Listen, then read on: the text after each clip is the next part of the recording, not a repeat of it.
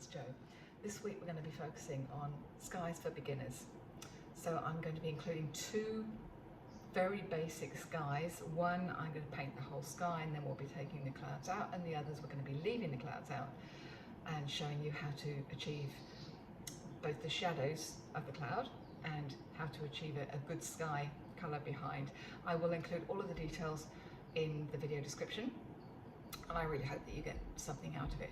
It's not a finished professional sky because there's plenty of people doing out there really good at it on YouTube. It's just more including some very basic tips on how to be successful in this. So if you want to see some more of my work, please visit my website, joannebingham.com. If you visit the gallery, you'll find it's mostly animals, but I've got a few other things in there. So I hope you have a great week, and I will see you next week. Thank you very much. Bye. Hi, it's Jo. I'm here to give you some tips on how to paint skies in watercolour. This is not going to be a professional finished sky. There's heaps of people on YouTube that can do that. So I'm going to give you some tips more for the beginners on how to create the sky. So you'll see I've got a lovely curly bit of paper here. So what I've done is I've wet the other side, the reverse side, and I'm going to put it on a piece of polystyrene, and now I'm going to wet the front side. Now the reason I wet the back side is because it helps to give your painting a bit of longevity, so it gives you a little bit more time to play with it. And as you see, once I start wetting the front side, it doesn't flatten out, but it really helps. Because when you you'll know yourself, when you start wetting watercolor paper, it starts buckling. And really we don't want that to happen.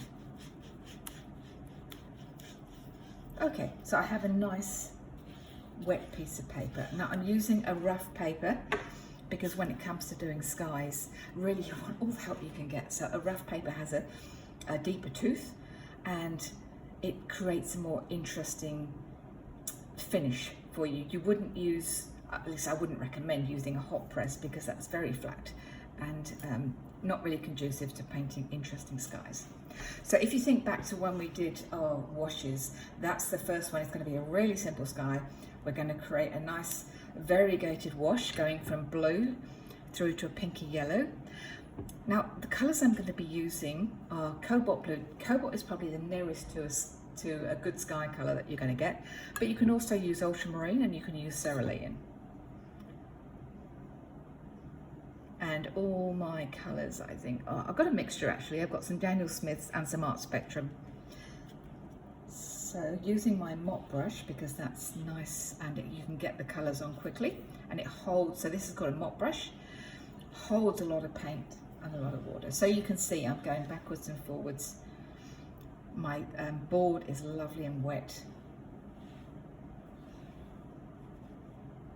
So as I get towards the bottom, I'm going to start introducing some, I've got Spectrum Crimson.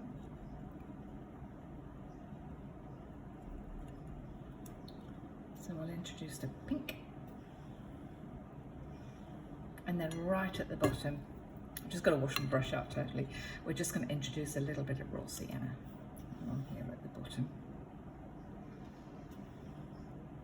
Now if you need to, you can go back and just blend that in a bit more.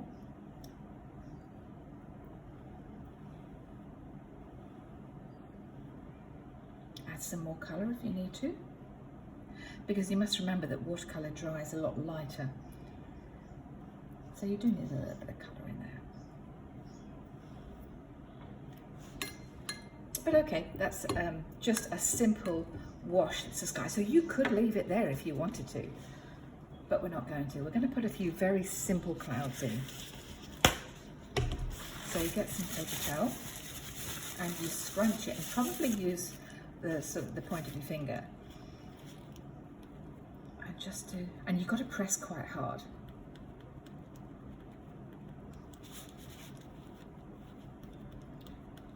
Because we want to try and get back to the white of the paper. And then in some areas I'm not pressing quite so hard because I'm leaving a little bit, especially as I work down.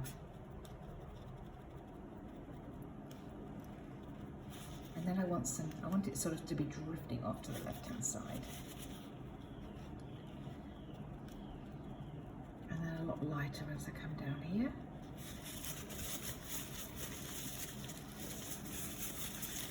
Now that, you see the edge of my cloud, it's a bit regular. If you look at the shape of clouds, they're not really very regular. So I'm just going to make it a bit more wispy at the top here. And then maybe bring it out a little bit.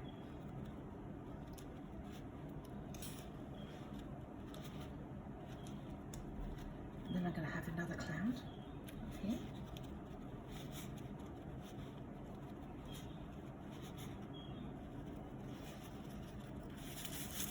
And then maybe you can have a couple of drifting clouds coming in from this side. So what you do is you just make the kitchen towel into, you know, a nice point there.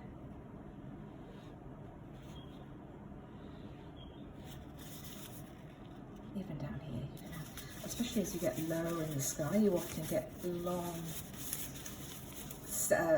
narrow clouds coming in.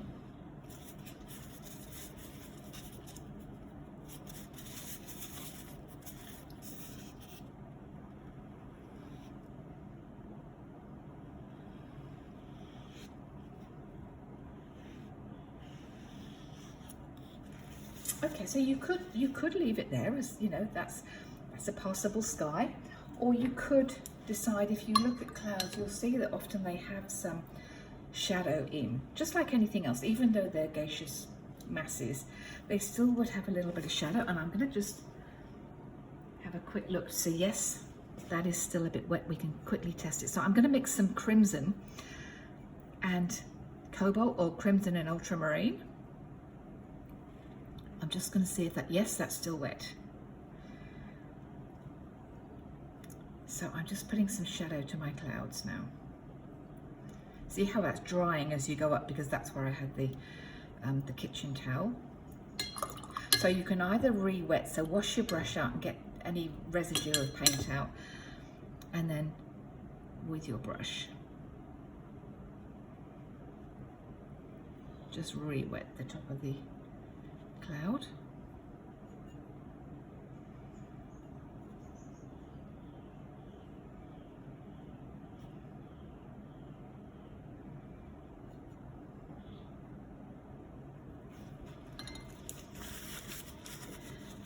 Now here I'm just going to, again, I want to soften that edge, so again I'm just using some kitchen towel just to make that edge a little bit less too regular. Soften that edge a little bit.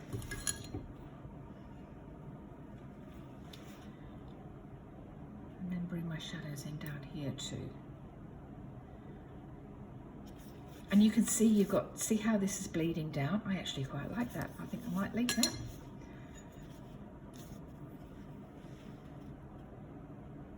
And we'll just soften those edges up there. And again, just go in with a bit of paper towel.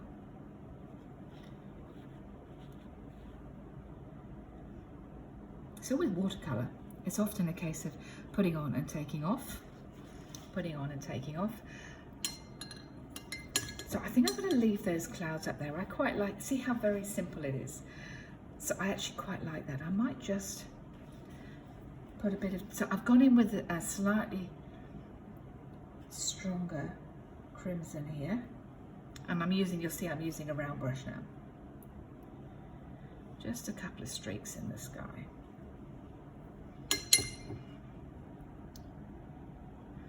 And the same with some raw sienna as well.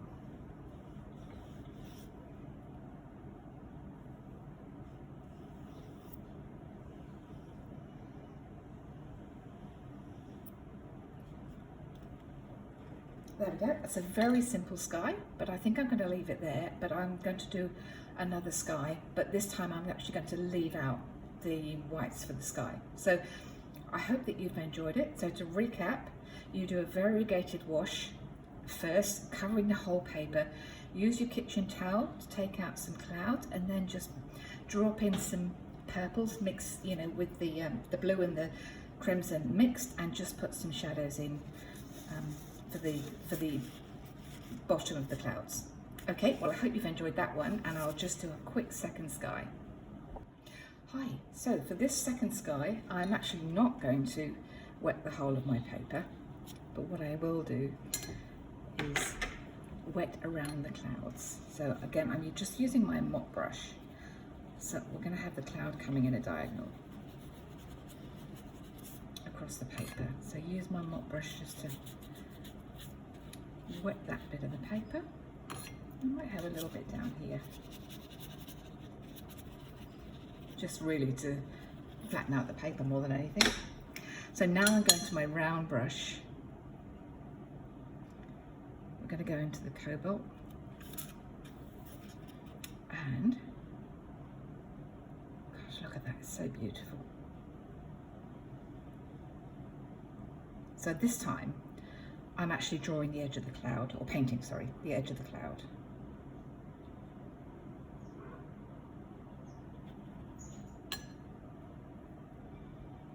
Now you can do that as varied, uneven, however, even, you know, splatter it a little bit on the edge.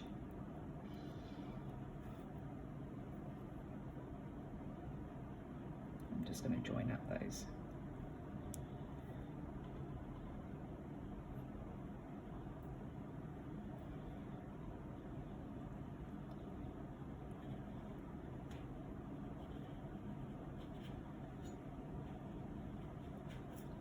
Now I'm going back to my mop brush because I want to fill that section in.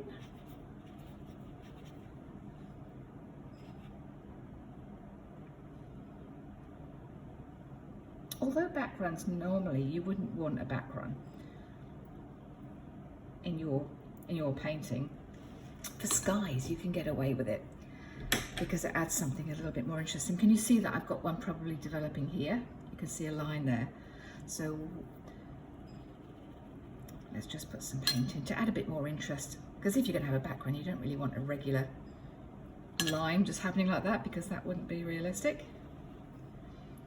But you can see I've got some varied tones in the sky, which is quite nice.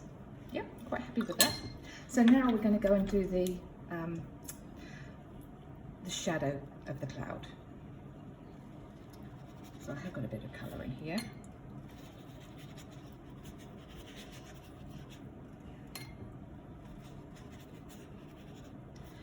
Now you can leave as much shadow, highlight as you wish, you know, against the edge of the cloud. So I've done that with a mop brush. And again, you really need some crimson in here because you need some shadow colour.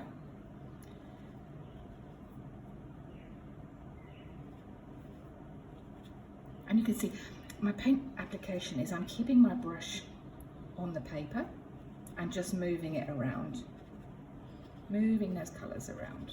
I don't want to do this because if I do that, you can see I end up with little spots, which might be what you want, but for me, I don't. I want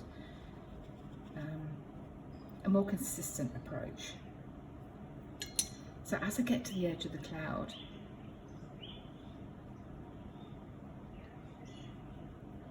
I'm getting a little bit more careful.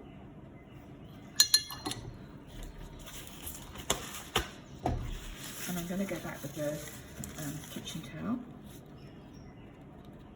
and just mop those edges. So I can probably go up with some colour there, but then just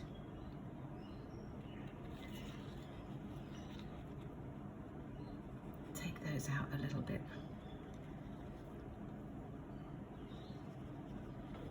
I'm just adding some interest by adding some more colour.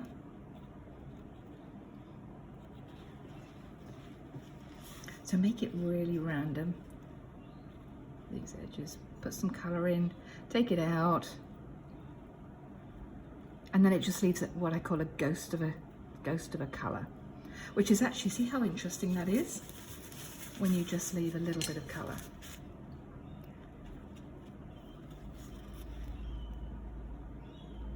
So I really encourage you to try this. It's so simple, but really effective.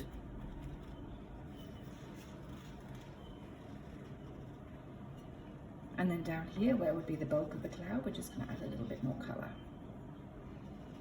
A bit more shadow colour. So I'm bringing in some ultramarine blue down here.